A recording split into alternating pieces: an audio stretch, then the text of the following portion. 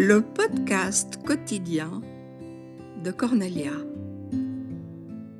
Amour, conscience, synchronicité, émotion et tutti quanti. Le podcast quotidien qui élève l'âme et qui ouvre le cœur.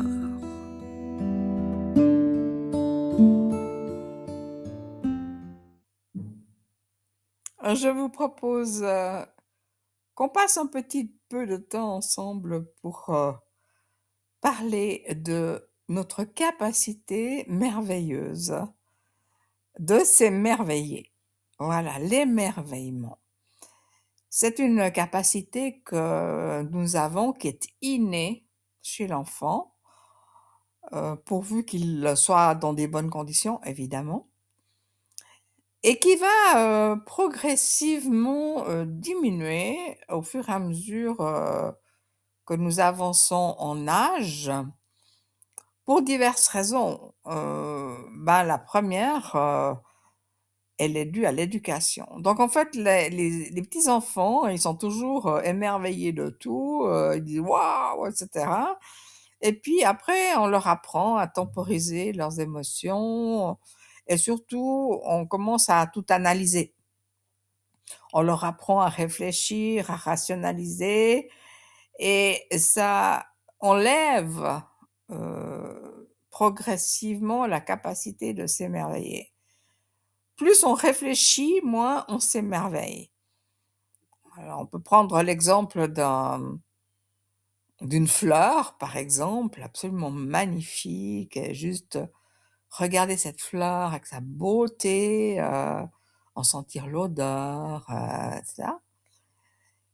Ou l'analyser comme un biologiste ou un scientifique qui va vous donner des noms, à quelle famille elle appartient, comment elle se reproduit, quelles sont les périodes de semences, etc. Et tout ça, c'est très important pour ceux dont c'est le métier, mais qui est absolument dénué de tout émerveillement. Donc, je me souviens d'une expérience presque un peu dramatique quand j'étais dans le désert du Sahara et que je regardais l'immensité du ciel avec ces millions d'étoiles qui scintillaient partout, et il y avait à côté de moi un mec qui s'intéressait beaucoup à l'astronomie et qui passait son temps à expliquer que tel, astre était à côté de tel astre, il faisait tel, signe, et cetera, et que voilà, et il était tellement dans l'analyse il était dans l'incapacité de s'émerveiller devant la beauté du ciel, tellement il réfléchissait et tellement il nous cassait carrément notre expérience à nous. Donc c'est bien de réfléchir quand il y a et c'est nécessaire de réfléchir, et puis autrement, si c'est pas nécessaire, restons dans l'émerveillement, parce que ça l'émerveillement, il nous permet de changer de niveau de vibration. Et il y a un effet de transcendance, et d'ailleurs, c'est dans le mot émerveillement, il y a le mot éveil qui fait penser vraiment à un processus spirituel, et donc ça c'est à nous, les humains, notre capacité de nous spiritualiser, sans avoir besoin d'avoir des dogmes écrits dans des livres, par des grands sages ou des grands religieux, et d'être juste nous en contact, avec le monde autour de nous, et notre capacité à nous émerveiller. Alors c'est vrai qu'on est beaucoup dans les yeux, hein, avec l'émerveillement, mais j'aimerais aussi avoir un mot pour tous ceux qui sont aveugles, parce que eux, ils ont décuplé leur capacité auditive et ils peuvent avoir le même émerveillement par rapport au son. Donc en fait, c'est vraiment notre capacité d'humain qui a cette possibilité. Il faut qu'on l'utilise beaucoup parce que ça nous enrichit. et en fait, ça nous fait changer de temps. Parce qu'ici, dans ici et maintenant, quand on est dans la vie de tous les jours, on est dans le temps chronos, qui est ce temps, qui se déroule, quoi qu'on fasse, c'est comme ça, on peut rien y changer.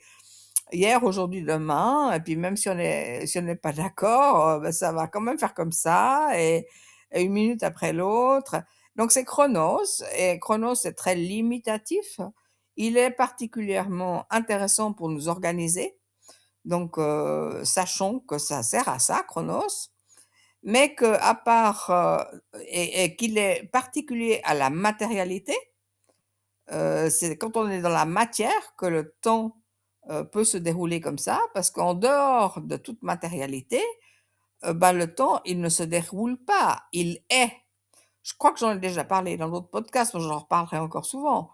Donc le temps qui est éternel, qui n'a jamais commencé, qui ne se terminera jamais, dans lequel nous évoluons aussi, nous, avec notre chronos, c'est Aion. Et puis, donc, je pense que je l'avais déjà dit, il y a des fois des moments qui sont fulgurants, qui s'appellent kairos. C'est le moment opportun. Donc ça, c'est les 3 temps. Mais, donc aujourd'hui, on est sur l'émerveillement, et donc, l'émerveillement nous permet, de passer du bête chronos dans l'éternité, l'immensité et la beauté et l'infinitude, de Aion. Donc c'est un moyen de nous enrichir, de nous rendre beaucoup plus vastes. Alors, je vous ai dit, donc un des problèmes qui fait que nous nous émerveillons de moins en moins est donc dû à la rationalisation, à la réflexion qu'on nous apprend, avec laquelle on nous formate, à l'école notamment. Hem Et je veux pas dire qu'il faut pas apprendre, à rationaliser, il faut simplement pas que ça remplace. Et puis l'autre raison, elle est neurologique. Donc ça, c'est important aussi de le savoir. C'est que notre cerveau, il est fait pour arrêter, de s'émerveiller tout le temps, par un processus qu'on appelle l'habituation. Donc en fait, c'est le langage entre les neurones. Chaque fois qu'il y a quelque chose de nouveau, de totalement nouveau, notre cerveau, doit comprendre: «Ah, c'est nouveau», et il doit tout de suite savoir si c'est dangereux ou si c'est bien. Il doit analyser ça dans une fraction de seconde, et si c'est bien, il va se faire: «Waouh!» Voilà. Donc c'est la découverte, c'est l'illumination, c'est waouh! Ou bien c'est: «Oh, quelle horreur!» et cetera, fuyons, voilà. Donc la nouveauté, elle est là pour, interpeller le cerveau, qui va devoir décider dans quelle, catégorie il veut mettre l'expérience qui vient de se produire. Alors, si on est devant une expérience extraordinaire et qu'on est avec des «waouh», donc il va mettre ça dans le bien, et ben, à chaque fois qu'on va se retrouver dans cette même situation, magnifique, on va être moins émerveillé. Parce que le cerveau a classé ça comme bien, et puis maintenant il y a plus besoin de faire attention. Donc en fait, on va s'habituer. Ça veut dire qu'il va plus se stimuler la même chose. Simplement parce qu'il doit, faire des priorités. Si on voulait tout le temps s'émerveiller de tout, tout le temps, on ferait rien dans la vie. Il faut gagner du temps. Donc le cerveau, il classe, il dit: «C'est bien, OK, on peut passer à autre chose». C'est plus dangereux, et il va mettre et à la limite, il va enregistrer ça comme normal, et puis après, bah, s'il y a besoin de faire des gestes ou des choses comme ça, il va automatiser, et il va plus prendre conscience du tout de ça. Donc le phénomène de l'habituation, c'est un phénomène neurologique, qu'on voit, chez nous tous, mais même chez les animaux, hein. On voit que ils s'habituent aussi à toutes sortes de choses, voilà.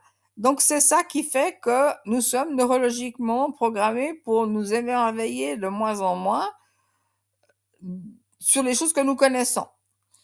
Alors, il y a beaucoup de choses que nous ne connaissons pas, donc il faut absolument que nous gardions la capacité de nous émerveiller. Et pour être en mesure de le faire, il y a vraiment besoin de prendre conscience. Ça doit se faire, par 2 étapes.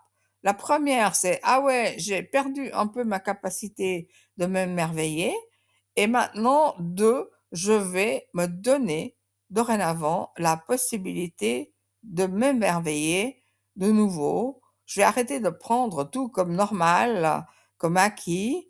Je vais voir, les merveilles que m'offre la vie. Je vais m'enrichir et je me donne un temps pour ça». Donc c'est vraiment de se donner, tous les jours 2 minutes ou 3 minutes, se dire: «Mais c'est quoi qui est merveilleux dans ma vie là maintenant?» Et je vais me donner ce temps, pour retrouver mes capacités d'enrichissement personnel. Voilà, donc c'est en fait un chemin de spiritualité, vous avez compris, et je vous laisse, télécharger, le PDF, dont je vous mets le lien, parce que dans ce PDF, j'ai mis plein de citations de gens extraordinaires qui ont parlé de l'émerveillement, et vous pourrez, choisir vous-même, laquelle de ces citations, vous plaît le plus, et aussi vous poser la question: «Quand la dernière fois me suis-je émerveillé?» Juste pour la prise de conscience. Voilà, alors, téléchargez et puis à demain! Si ce podcast vous intéresse, pensez à vous abonner de manière à être averti chaque jour au moment de sa publication. Pensez aussi à le partager avec vos amis qui pourraient être intéressés par ces divers sujets. Et prenez du temps pour vous chaque jour, quelques secondes, pour vous faire du bien, pour vous mettre dans une belle énergie de gratitude. Et surtout, merci de liker. À très bientôt. Au revoir.